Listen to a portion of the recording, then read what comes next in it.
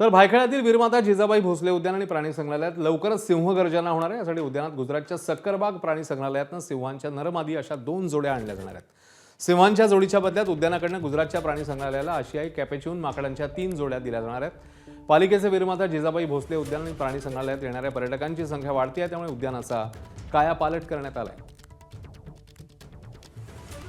Penguin नंतर सिंह येतोय, penguin पण आलाय, सिंहाला पण आणायचंय। ह्या ठिकाणी 5 वर्ष झालं पूर्ण पिंजरा तयार आहे, डेन रेडी आहे।